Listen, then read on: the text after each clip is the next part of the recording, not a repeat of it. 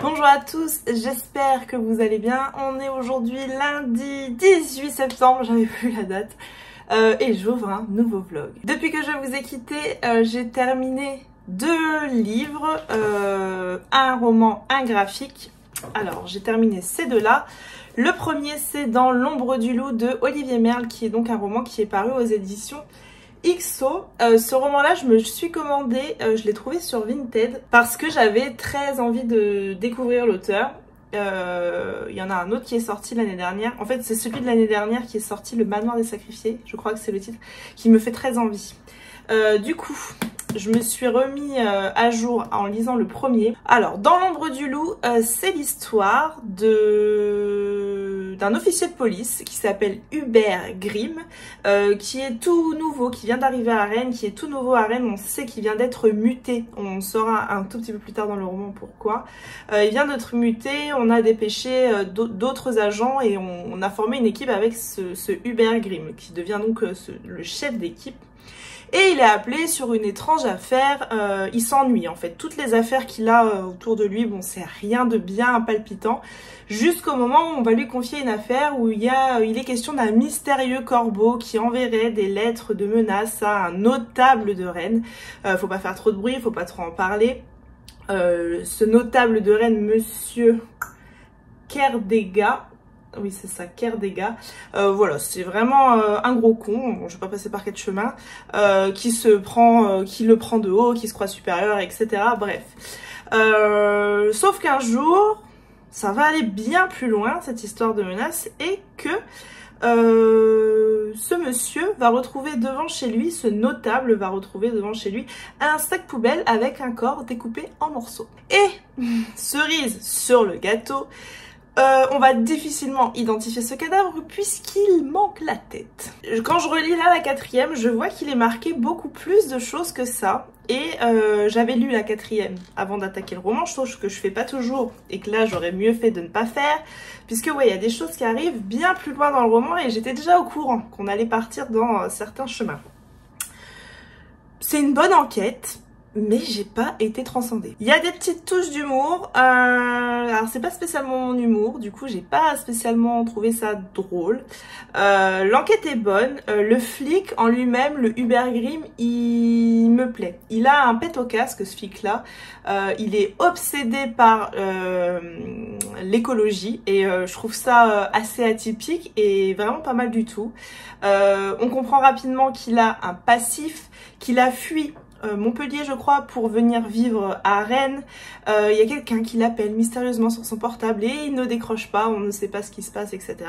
Évidemment tout se délie au fur et à mesure du roman, c'est pour ça que je suis contente de l'avoir lu parce que je suis sûre que dans le Manoir des Sacrifiés, qu'il faut absolument que je me trouve, je suis sûre qu'on va reparler de la vie personnelle de Grimm et je suis contente du coup d'avoir lu le premier. Donc voilà, c'était pas incroyable, c'était pas décevant. Si le 2e tome il est dans le même mood, je suis pas sûre que j'irai plus loin. En fait on a rien d'extraordinaire. On a des meurtres assez dégoûtants pour certains, je dois l'avouer que bon, c'est... Mais j'ai pas cette tension que j'aime trouver dans ce genre de thriller. J'ai pas tout ça. Donc voilà, je vais lui donner une seconde chance et lire Le Manoir des Sacrifiés et on verra bien. Après sincèrement je pense que pour d'autres ça le fera vraiment bien, il y en a qui vont adorer. Comme d'habitude quand je suis un petit peu plus rendu mi-teinte comme ça, je vous invite toujours à vous faire votre propre opinion. Nous sommes donc partis en week-end et en week-end j'avais emmené avec moi et l'une et l'autre de Sam Boyd que j'ai lu sur la route. Maman est stérile, vous pensez cela incompatible? Point d'interrogation. Je savais pas du tout de quoi il s'agissait en fait dans ce roman graphique et c'est vrai que du coup tu te dis maman est stérile, bah c'est presque 2 mots qui ne peuvent pas aller ensemble, donc tu te dis mais qu'est-ce qui se passe dans ce roman? Sam Boy, j'avais lu d'elle Mon petit doigt qui me l'a dit, que j'avais trouvé absolument incroyable, qui parle de sa propre histoire à l'autrice. Voilà, elle a été abusée par son beau-père, donc c'est son histoire dans Mon petit doigt qui me l'a dit. Et là, c'est également son histoire et tu finis ces deux livres et tu te dis mais cette femme, elle a essuyé des sacrés trucs en fait dans la vie. Et l'une et l'autre, voilà, c'est l'histoire de Elune, cette maman d'un petit garçon qu'elle aime beaucoup. Et en même temps, eh bien, elle est également cette femme stérile. Je vais pas vous dire le pourquoi du comment elle est et maman et stérile avec cet énorme vide au milieu du ventre. Je peux vous dire que je l'ai trouvée très très touchante, cette bande dessinée, ce roman graphique. J'ai beaucoup aimé de nouveau les dessins que propose Sam Boy. J'ai beaucoup aimé toutes ces explications qu'on a. Alors elle va parler d'énormément de choses, elle va parler des règles, elle va parler du sida, elle va parler utérus, elle va parler de vraiment beaucoup de choses. Elle va parler des attentes que la société a d'une femme, voilà, d'avoir ton bac, d'avoir ton permis, de te marier, d'avoir des enfants, etc., etc. De cette pression un peu sociétale que tout le monde a, hein, parce que les hommes aussi. Hein. Il y a des planches que j'ai trouvées très forte, très puissante. En fait, il est question beaucoup de l'utérus. Hein. On l'a dès le début, on rencontre l'utérus et elle va parler de tout ça. Elle va parler de la première fois qu'elle a ses règles avec une planche que j'ai trouvée extrêmement forte. De la première fois qu'elle a eu ses règles et de la honte qu'elle a ressentie. J'ai reconnu mon histoire en fait parce que voilà, ses parents ont divorcé et elle a ses règles. La première fois qu'elle a ses règles, elle est chez son père. Et c'est exactement moi ce qui m'est arrivé, où t'as honte, où tu sais pas quoi faire, etc. Je la trouve très juste, très poignante, du tout dans le pathos, vraiment. J'ai eu plusieurs fois le cœur serré avec cette histoire de cette femme, de cette maman qui est devenue cette personne-là avec le ventre absolument vide. Je crois que je vous spoil si je vous dis le pourquoi du comment, parce que c'est pas écrit au dos et je crois que ça a voulu être tu sur la 4e. Les dessins, je les aime beaucoup. Ils sont simples et efficaces dans un camaïeu bleu, ce qu'elle nous avait déjà proposé dans Mon petit doigt qui me l'a dit. Sam Boy, c'est un second graphique et l'une et l'autre que je trouve vraiment très réussi. Je sais maintenant que j'irai sur ce que propose l'autrice, les yeux fermés. Et ce week-end, j'ai également attaqué, j'ai pas pu attendre, L'homme des 1000 détours de Agnès Martin-Lugan, son prochain roman qui sortira fin septembre aux éditions Michel Lafon. J'ai vraiment bien avancé parce que bah ça se lit vraiment très bien. Il me reste une centaine de pages à lire. Je suis partie en week-end, donc au début j'avais pas mes petits... Parce qu'en fait les premières pages, j'en aurais mis quasiment partout. Des petits post-it avec ce qu'elle dit et ce qui me vient me percuter en plein cœur. Agnès Martin-Lugan, c'est quand même une sacrée plume. Mais voilà, je vous en reparlerai demain très certainement quand je l'aurai terminé. Sinon, j'ai fait une petite réception. Deux réceptions, une qui est un service presse et l'autre qui est 100% sponsorisée par ma carte bancaire. Je vais d'abord ouvrir le service presse, ça me vient de chez Pocket, je ne sais pas du tout ce que c'est. Un miroir, dis-moi ce que je vaux vraiment. C'est un livre qui était paru aux éditions Le Duc que j'avais vu pas mal passer, celui-ci qui sort donc au format poche. Certes, on a atteint l'égalité des droits en théorie, mais on n'a pas atteint l'égalité la plus importante d'entre toutes, l'égalité de la liberté. On n'est pas libre de rentrer seul chez nous le soir, on n'est pas libre de s'habiller comme on veut, on n'est pas libre de manger ce que l'on veut, on n'est pas libre de gagner ce que l'on veut, on n'est pas libre de coucher comme on veut, au fond on n'est pas libre d'être qui l'on veut. Alors si cette liberté ne nous est pas accordée, il est temps de l'obtenir nous-mêmes. Ce livre est là pour vous aider à y parvenir. Ça fait presque 400 pages. Bon, il a eu un très gros succès ce roman-là, donc je suis très curieuse de le lire. Enfin, ce roman-là, c'est pas un roman, c'est plutôt un essai de Louise Aubéry, Évolution, développement personnel. Un très grand merci aux éditions Pocket pour l'envoi. Et ce petit achat 100% sponsorisé par ma carte bancaire, je vous en parle dans le dernier vlog. Je suis allée en librairie me le chercher et je ne l'ai pas trouvé. Du coup, je vous avais dit que j'irais voir sur la Fnac. Et là, je me connecte à la Fnac et ce livre est indisponible. Je me connecte sur Cultura. Ouh, j'ai une petite mèche rebelle là. Je me connecte sur Cultura. Indisponible. Et là, j'ai eu un élan de panique en me disant, ça y est, encore un livre que je n'arriverai pas à avoir parce que je sais que certains reliés sont tirés en limité et je me suis dit ça y est, je vais me faire avoir. Je vais voir sur Amazon, c'est pas bien, mais tant pis. Et il était dispo sur Amazon, du coup je l'ai commandé. Et j'ai reçu de Neil Pfeiffer chez Hachette Roman. C'est un roman qui m'a donné très envie. En fait, quand j'ai voulu commander, je sais pas si vous vous souvenez, je vous avais dit que je cherchais un roman en particulier quand j'avais commandé mes 3 livres hardback comme ça, le Peter Pan, Ariane, etc. Je vous avais dit que j'en cherchais un. Et bien c'était lui que je cherchais. Et déjà là, il n'était pas disponible, mais j'ai pas tilté en fait. Et j'ai l'impression qu'il est difficile à trouver. Et bah c'est tout, c'était passé aux oubliettes, tant pis, je pouvais pas l'avoir. Et Laura, du compte Laura's Reading, en a fait une très belle chronique et m'a donné très envie de le découvrir. Donc bon, j'ai recherché de nouveau ce roman-là, il fallait absolument que je le trouve. Donc voilà, l'objet livre, il est très joli.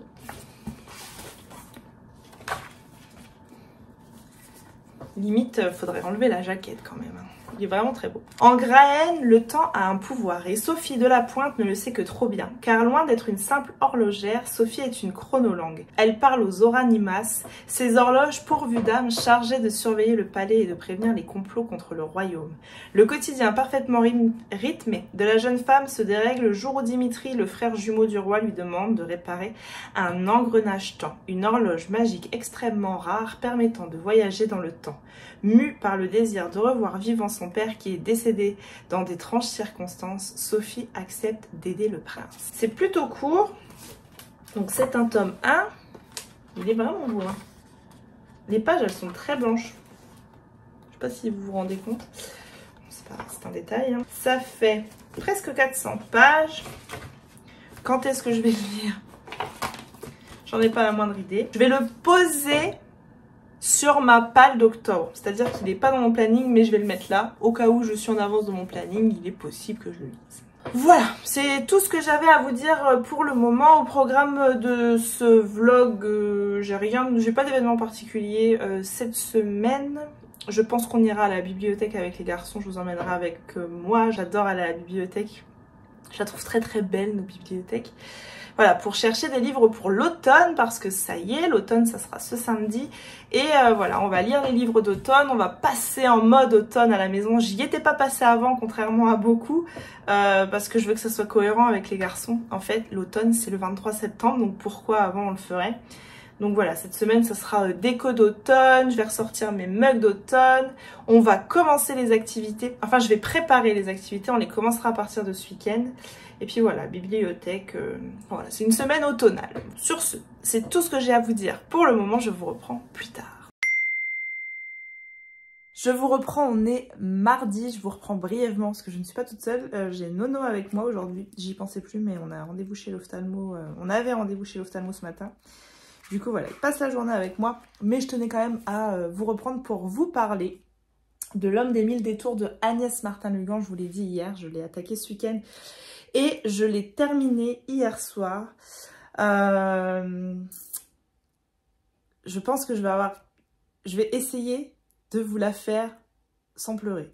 L'Homme des 1000 détours, c'est la définition du mot famille. La famille à laquelle on aspire, la famille dont on rêve, la famille dont on a besoin pour avoir l'impression d'avoir réussi sa vie. Une routine, quelque chose qui nous fait peur. Et puis pour d'autres, il y a la famille et puis il y a eu ces gens qui ont trahi la famille et où on n'a plus l'impression d'être une famille et pourtant on va se battre pour ses enfants.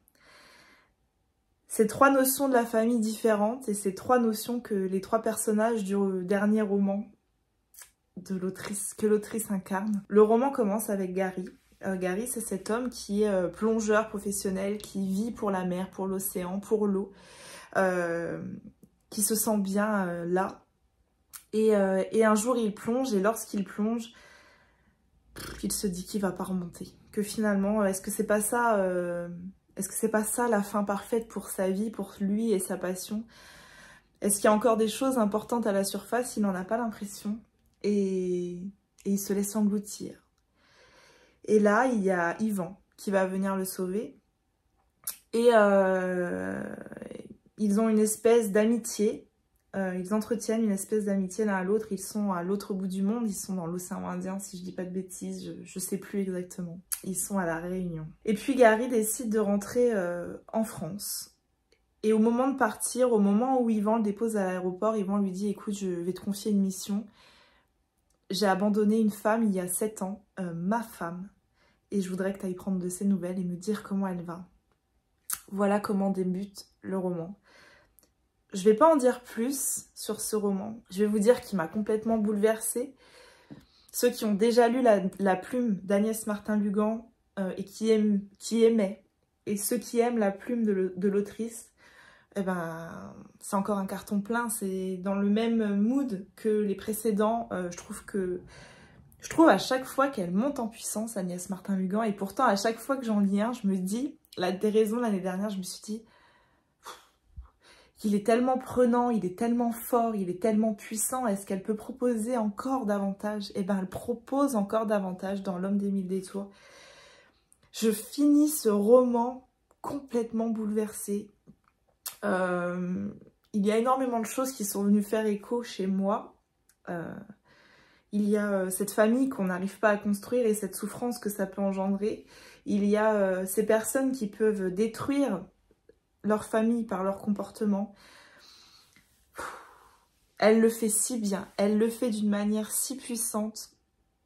Cette femme qui a été abandonnée par Yvan, elle est incroyable. Erin, elle est incroyable. Ses enfants, ils sont fabuleux. Je vais pas vous en dire plus parce que en fait, j'ai aimé moi découvrir ce roman totalement à l'aveugle. La 4e ne dit pas grand chose, hein. Ici c'est assez succinct. Et je suis contente de l'avoir découvert à l'aveugle. Je suis contente de m'être attachée à chacun des personnages avec un attachement différent pour chacun, mais j'avais l'impression qu'Erin c'était mon amie et qu'il fallait que je la sauve en fait, que je lui tende le tendeur de la bouteille d'oxygène pour qu'elle puisse enfin respirer et en fait j'arrive pas. Vraiment cette histoire elle m'a bouleversée. Je vais juste me permettre de vous lire un court extrait de cette femme en fait qui a été abandonnée par l'homme qu'elle aimait au plus profond de son cœur. On appelle un mort un disparu. C'est faux. Un mort ne disparaît pas. Un mort n'est plus en vie. La nuance peut paraître subtile, mais elle est bien réelle. 7 ans que j'y réfléchissais chaque seconde, chaque minute, chaque heure, chaque jour, chaque nuit. Un mort, quand on a de la chance, si tant est que l'on puisse parler de chance dans ce cas, on peut lui dire au revoir, l'accompagner dans ses derniers instants. Un mort laisse un corps, certes froid et le cœur éteint, mais un corps tout de même. On peut l'étreindre une dernière fois, lui parler, lui crier notre colère de nous avoir laissés et croire que quelque part il nous attend. Un mort ne trahit pas, un mort on l'enterre, on l'incinère, on sait où il repose, où sont ses cendres. On peut même lui rendre visite. Un mort existe et laisse une empreinte, une trace de son passage sur terre. Un disparu, non. Un disparu, c'est comme s'il n'avait pas existé, comme si son existence était fantasmée, n'avait jamais été réelle. Un disparu devient une chimère, un être mythologique. Je pourrais continuer parce que le passage dure encore quelques lignes, mais je vais m'arrêter là, j'en dis déjà beaucoup. Mais en même temps, en fait j'avais envie de vous dire lisez-le, faites-moi confiance, lisez-le. Si vous aimez Agnès Martin-Lugan, si vous aimez les histoires qui parlent de famille, de reconstruction, d'abandon, lisez-le. Mais je me suis dit qu'il fallait que je vous en dise plus, parce qu'il fallait vraiment que je vous donne envie de lire L'Homme des 1000 détours d'Agnès Martin-Lugan. Il sort en librairie le 29 septembre, si je dis pas de bêtises. Et il est incroyable. C'est tout ce que j'avais à vous dire pour le moment. Je vais préparer ma petite bucket list d'automne sur mon bullet journal. Donc c'est plus un bullet journal que j'ai. C'est un agenda, My Agenda 365 que j'utilise déjà depuis l'année dernière. J'avais arrêté le bullet parce que j'avais pas assez de temps à y consacrer. Et pourtant, il y a une page que je fais tous les ans dans mon bullet journal. C'est ma bucket list d'automne, ma bucket list d'hiver, de printemps et d'été. Voilà, ces quatre listes-là. Il y a des pages en fait à la fin de l'agenda My 365 qui permettent en fait d'avoir des pages de bullet. Et je les garde toujours pour faire ça. Voilà, j'ai fait un peu une ébauche au crayon de mine et puis maintenant je vais attaquer au stylo. J'ai sorti les petits stickers que je voulais mettre dedans. Un masking tape, je suis pas sûre de m'en servir mais écoutez, je le trouve trop mignon. Voilà, je prépare ma bucket list.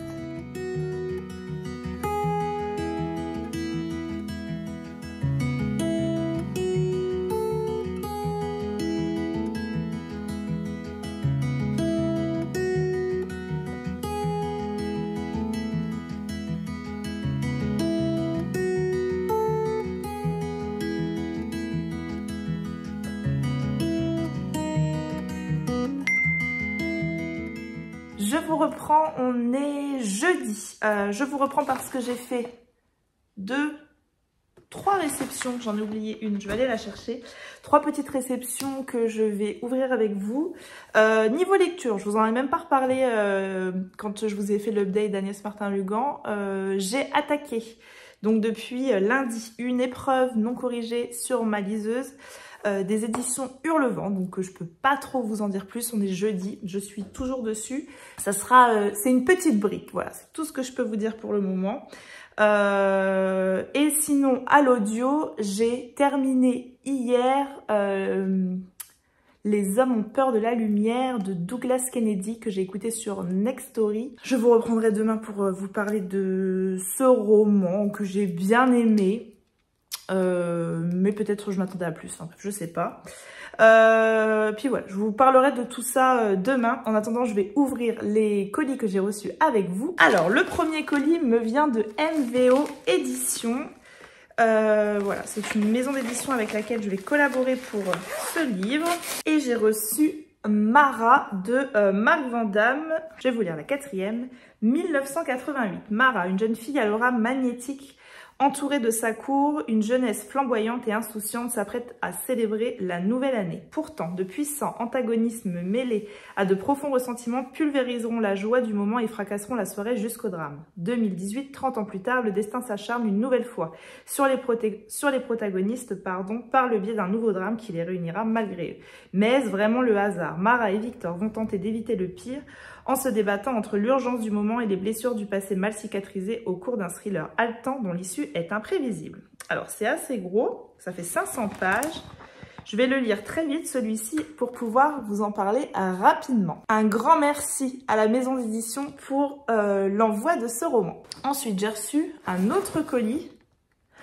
Ah, je me demandais c'était quoi et en fait en vous faisant ça je vois que ça me vient d'HarperCollins.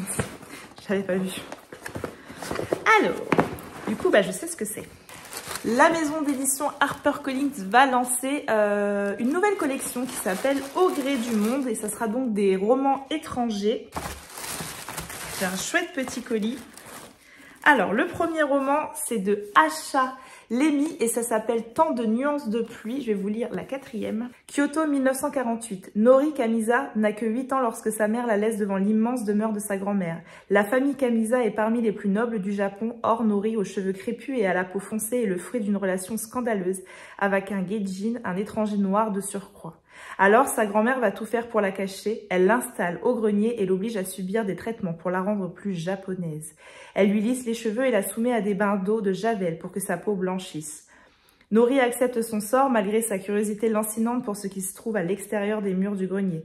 Mais lorsque le hasard amène son demi-frère aîné légitime Akira sur le domaine qui est son héritage et son destin, Nori accède à un monde nouveau, un monde dans lequel elle n'est plus une intruse mais un être libre digne d'être aimé. Cependant, tout a un prix et la liberté de Nori exigera plus d'un sacrifice. Alors ça fait 525 pages. Très curieuse de le lire, celui-ci, je crois que je l'ai mis sur le mois d'octobre. Oui. Ensuite, j'ai un petit éventail. Le petit marque-page. Et ensuite, le second roman, il s'agit d'une autrice que j'adore, donc je suis ravie. Il s'agit de Café Angel de Anne Jacob, sous le pseudonyme de Marie Lamballe. Bref, je ne sais pas pourquoi. Ça sera donc une saga. Et là, je vois sur le fascicule qu'il y aura la suite qui sortira en mai 2024. Wiesbaden 1945. La jeune Hilde a du mal à croire à sa chance. La guerre est finie et le Café Angel a été miraculeusement sauvé. Hilde rêve de redonner à l'entreprise familiale le prestige qu'elle avait autrefois quand ce café emblématique de la région réunissait artistes et personnalités influentes. Pour cela, elle ne peut compter que sur elle-même et sur sa mère, son père et ses frères n'étant pas revenus du front français. Grâce au marché noir florissant, elle parvient à rouvrir le café et les clients affluent. Des soldats américains comme des Fräulein, ceux qui ont réussi à garder leur possession pendant la guerre comme ceux qui ont tout perdu. Contre toute attente, le père de Hilde est libéré et rentre chez lui. Mais à peine retrouvé, la joie est de courte durée. Maintenant que son père est de retour, Hilde est reléguée à un rôle de serveuse. Et lorsqu'une belle jeune réfugiée de Prusse orientale se présente au café comme sa cousine Louisa, c'est le cœur de tous les habitants de l'immeuble et de ceux qui fréquentent le café que la nouvelle venue va conquérir, y compris celui de l'amour de jeunesse de Hilde. Un roman choral passionnant dans lequel se croisent au Café Angel une foule de personnages, tous plus attachants les uns que les autres. On aurait envie d'y faire un tour et de compter parmi les clients et les amis des coches. Irrésistible. Et celui-ci, je dois l'avoir programmé sur novembre, je crois. J'aime beaucoup en tout cas la collection. Je la trouve très jolie. Hop, je vous montre. Les dos. Donc là, pareil, le petit marque-page du café, évidemment. Café Pure Arabica. Un immense merci à HarperCollins pour l'envoi de cette trop chouette box. Et voilà, j'ai hâte de pouvoir vous parler davantage de ces 2 romans de leur nouvelle collection. Pour finir, un petit paquet qui me vient de chez PKJ. Et il s'agit de Terreur à Smokolo de Catherine Arden. Depuis le décès de sa mère, Holly, 11 ans, trouve refuge dans la littérature. Un jour, elle croise une femme s'apprêtant à jeter un livre dans une rivière. Le sang d'Holly ne fait qu'un tour, pas question de laisser commettre une telle barbarie. Elle vole l'ouvrage et se plonge dans sa lecture. Mais quelle étrange histoire que celle d'Elizabeth Webster, de son mari et de son beau-frère, disparu après avoir passé un pacte avec un sinistre personnage. Le lendemain, en visite dans une ferme avec sa classe, la jeune fille a la désagréable surprise de découvrir qu'elle se trouve sur les lieux où Elizabeth est enterrée. Aussi terrifiant qu'amusant à partir de 10 ans. Il est assez court... 270 pages. Un grand merci à Pocket Jeunesse pour l'envoi de ce roman. Voilà, c'est tout ce que j'avais à vous dire pour le moment et je vous reprendrai demain pour vous faire un petit update lecture.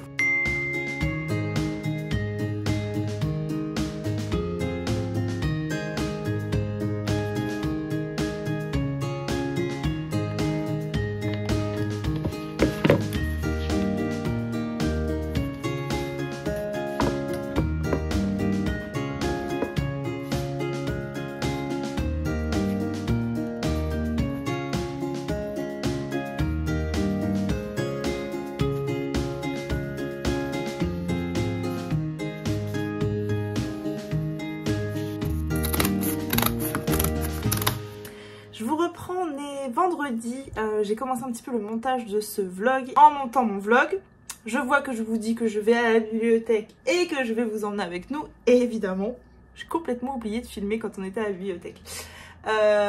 Du coup, je vais juste vous montrer les 2-3 livres que j'ai pris pour les garçons pour partir sur le thème automne. Eux évidemment ils en ont pris plein, hein. On est reparti avec 15 livres, jeux de société, etc. Donc voilà. Mais moi j'en ai pris 3 pour préparer leur bibliothèque d'automne. Alors j'ai pris celui-ci, La saison des hérissons. Bon, bah, je connais pas du tout, on verra bien, hein. Je dirais un petit peu. Alors j'en ai pris un autre. Alors celui-ci je vais pas le mettre tout de suite, ça sera plutôt pour... Enfin ça sera plutôt... C'est un livre pour Halloween, donc je le mettrai en fait aux vacances de la Toussaint. Je fais une... Là je change complètement ma bibliothèque et je passe à Halloween. Et donc j'ai pris celui-ci, en espérant que d'ici là je pourrais le prolonger et le garder. Le livre qu'il ne faut pas ouvrir sous aucun prétexte. Donc là on est vraiment sur un mood Halloween. Ça c'est Glénat, celui d'avant c'est l'école des loisirs. Et j'ai pris un livre du Père Castor, Le voleur de feuilles. Je trouve les couleurs, la couverture est très jolie. Et là évidemment on va être sur un mood très automnal. À la bibliothèque j'ai également emprunté un Kamishibai. C'est la première fois que j'emprunte ça.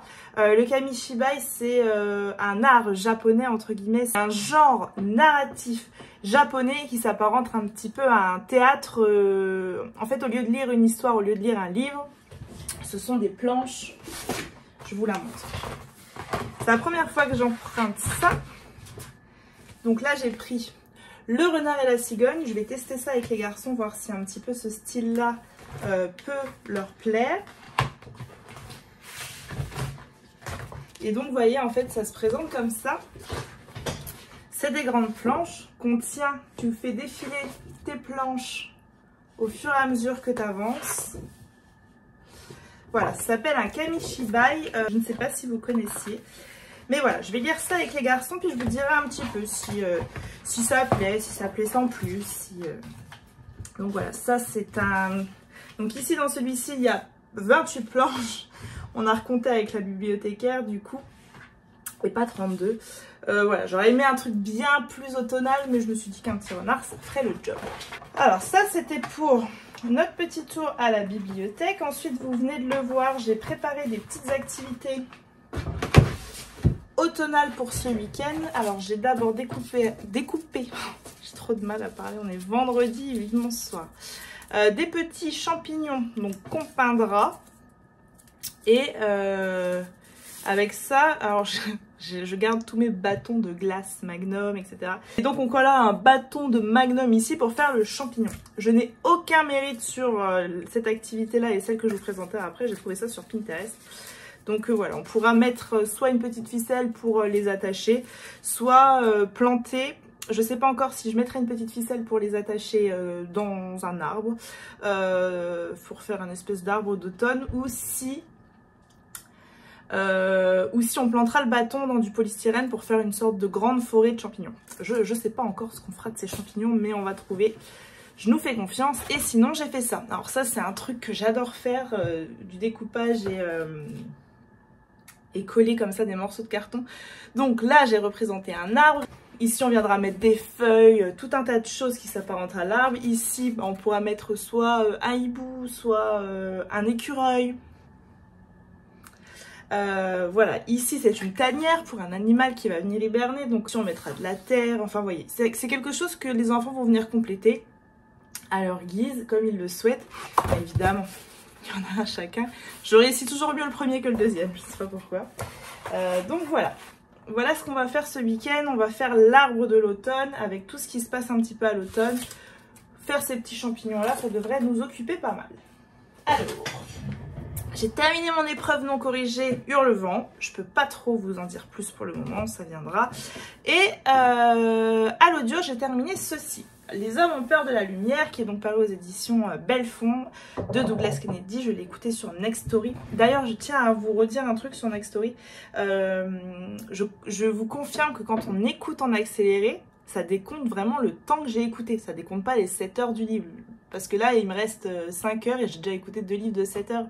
Alors que j'ai un crédit de 15 heures. Donc ça décompte bien le temps que vous mettez à lire et pas le temps du livre. Bref, je ferme la parenthèse et je reviens à ça.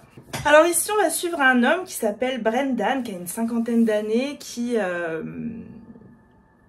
un emploi plutôt sûr jusqu'à présent. Et puis tout d'un coup, tout s'est cassé la gueule. Et il se retrouve à devenir chauffeur Uber. Alors il fait de nombreuses courses, en fait le roman commence comme ça, on assiste à différentes courses qui se suivent, on enchaîne la journée en fait de ce Brendan, où il a des clients très cons, des clients très gentils, etc. etc. Jusqu'au moment où il monte dans sa voiture une femme qui s'appelle Élise, et il la dépose quelque part. Et au moment où il la dépose, il y a une bombe qui explose, et en fait on va très vite se rendre compte que l'endroit est une clinique qui pratique l'avortement, et puis on va très vite comprendre que c'est des fanatiques religieux, parce que je peux pas les appeler autrement, qui ont commis cet attentat, voilà, contre l'avortement, etc., etc. Voilà le mood du roman. Donc c'est un roman qui aborde des thématiques très fortes, le droit à l'avortement, le droit à la femme de disposer de son corps, etc. C'est un roman qui aborde la précarité sociale. Il avait un destin qui était tout tracé, Brendan, et puis finalement il se retrouve voilà, à être chauffeur Uber, à avoir... tu sens là, cette pression qu'il a en permanence sur ses épaules à être chauffeur, à ne pas perdre cette place qui est pas précieuse mais qui le fait manger en fait. Il y tient pas à ce boulot là mais en fait il y tient quand même puisque ça le fait manger. Alors Douglas Kennedy c'est quand même un auteur qui a une super réputation et peut-être que je m'attendais à un petit peu plus. J'ai trouvé qu'on était peut-être trop en surface du problème. J'ai eu beaucoup de mal à m'attacher au personnage.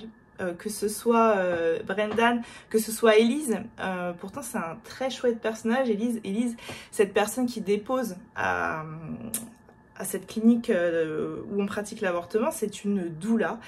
J'adore les doulas, enfin je suis captivée par ces femmes, vraiment. Et je suis très contente de trouver une doula dans un roman, je pense que ça m'est quasiment jamais arrivé. Et du coup je suis contente, et il y a tout qui aurait été réuni pour que ce soit génial, sauf que bon bah... Je trouve que c'est trop en surface, je m'attache pas au personnage, je ne crois pas du tout au couple que forment Brendan et sa femme, parce qu'en fait, elle, sa femme, c'est une pro anti-avortement. Et lui va prendre un chemin complètement différent de celui de sa femme. Je me dis que tu peux pas avoir vécu tant d'années en ayant des si grands écarts de pensée. Bref, du coup, j'y crois pas trop. Dommage, parce que j'avais très envie de découvrir La plume de Douglas Kennedy. Je resterai pas sur un échec, je redonnerai une seconde chance à l'auteur. Mais voilà, du coup plutôt un mitigé. Par contre, j'ai beaucoup aimé le narrateur sur Next Story. Et puis du coup, après sur Next Story, j'ai enchaîné une nouvelle lecture et j'ai pris Et que quelqu'un vous tende la main de Karen Pont. L'amitié est la plus grande des richesses. J'ai déjà bien avancé puisque j'ai déjà écouté à peu près un tiers. Et pour l'instant, ça me plaît beaucoup. Je pense que je pourrais vous faire l'update de ce roman-là dans le prochain vlog. À l'écrit, je vais attaquer un roman japonais que j'ai laissé un petit peu trop longtemps traîner dans ma palle. C'est un roman que j'avais reçu de la part des éditions Calman Levy. Il s'agit d'un roman de Asako Yuzuki, Le beurre de Manako. Voilà, c'est tout ce que j'avais à vous dire pour aujourd'hui. Voilà, faut que je retourne travailler, j'ai plein de travail. Et je vous reprends plus tard.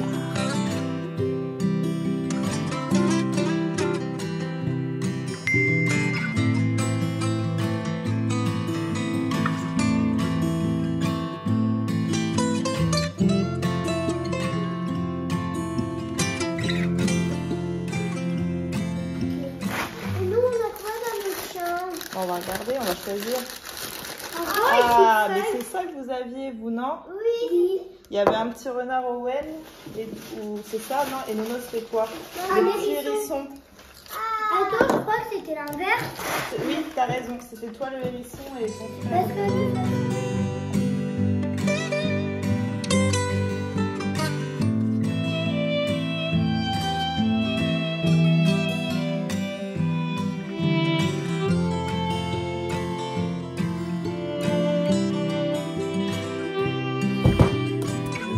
Ah bah mon Dieu, qu'est-ce qui est arrivé? Alors, on est samedi, je vous reprends. On a fait un peu de déco ce matin avec les garçons. J'ai juste remis une petite citrouille ici. Tu vois comme j'aurais été nulle à la vidéo. Puis voilà, ces deux cadres-là, je vais essayer de trouver des trucs plus mood automne. Je dois avoir ça qui traîne, je vais chercher. Sinon, je me rachèterai des petites affiches. J'ai fait simple, hein, cette année niveau déco, un petit peu dans la chambre des garçons, un petit peu dans la bibliothèque. J'ai pas du tout décoré mon salon. Je décorerai Halloween parce que j'ai beaucoup de déco à Halloween, donc voilà, je décorerai plutôt Halloween d'ici 3 semaines. Hier soir j'ai attaqué un peu ma bucket list d'automne et hier soir on a regardé Monstres et compagnie avec les garçons. Ça faisait une éternité que je l'avais pas vu. Je me souvenais même plus de l'histoire pour être honnête. Du coup voilà, la semaine prochaine on sera très certainement en Monstre Academy pour poursuivre cette duologie. Sinon, lecture. J'ai attaqué ça hier. Ça c'est mes petits post-it. C'était pour me repérer avec des noms, etc. Parce que bon, c'est pas facile la littérature japonaise. J'attaque hier avec mes petites post-it. J'ai même mis un petit post-it rose pour une citation. Mais par contre, je m'ennuie. Je m'ennuie terriblement. Mais ça m'embête parce que je crois que je vais passer à côté d'une lecture. Je vais passer à côté d'une lecture qui parle du jugement de la société sur le corps de la femme qui prend un peu de poids, etc. Et je suis sûre que le message il est extrêmement beau, mais j'accroche pas du tout. Je le lis en lecture commune avec Timog sur Instagram et elle adore. Donc voilà, je vais lâchement l'abandonner pour cette lecture. Cette lecture-là, j'avais lu une centaine de pages, j'ai retiré mon marque-page. Ouais, je m'étais arrêtée là, chapitre 4. Donc, en fait, là, l'idée de me dire que je vais devoir continuer ma lecture, j'ai pas envie de lire. Donc, c'est que c'est pas normal. J'ai lu 100 pages sur 450, j'ai peut-être pas été assez loin, je sais pas. C'est l'histoire en fait d'une femme qui a assassiné plusieurs hommes qui se retrouvent en prison. Et cette femme, elle a assassiné 3 hommes qui étaient amoureux d'elle en fait. Et elle réussissait à les amadouer par sa cuisine. Et à côté de ça, on a Rika, une jeune journaliste qui va tout faire pour interviewer cette personne-là. Et alors elle veut pas du tout se faire interviewer. Mais elle accepte parce qu'en fait Rika lui dit qu'elle s'intéresse à sa cuisine. Donc voilà, comment se fait ce lien. Ça parle énormément cuisine. Pourtant ça devrait me plaire, mais je sais pas pourquoi, j'arrive pas à accrocher, j'arrive pas à vous expliquer pourquoi. Donc voilà, j'abandonne cette lecture. Je ne dis pas que je l'abandonne définitivement. Peut-être que Petit Mog, elle aura un gros coup de cœur et qu'elle me dira écoute, faut que tu insistes et que je la reprendrai, mais pour le moment, je lâche l'affaire. Du coup, je vais attaquer ça. La fille renard et la merveilleuse boutique sur pattes. C'est un livre qui est donc paru chez PKJ. Parfait pour aujourd'hui et l'automne, ça fait 330 pages.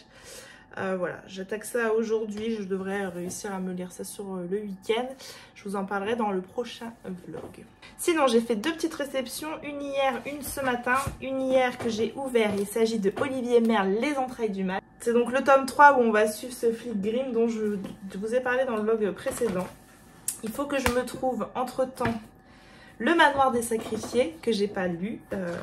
Voilà, je voudrais bien lire celui-ci avant d'attaquer Les entrailles du mal. Idéalement, Le Manoir des Sacrifiés, je vais le lire en octobre et celui-ci, je vais le lire en novembre. Voilà. Je lis pas du tout la 4e du coup parce que j'ai pas envie de me faire spoiler. C'est un thriller.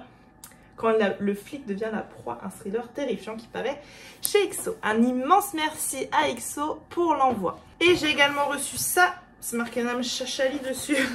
Ça me fait drôle. Je sais pas ce que c'est.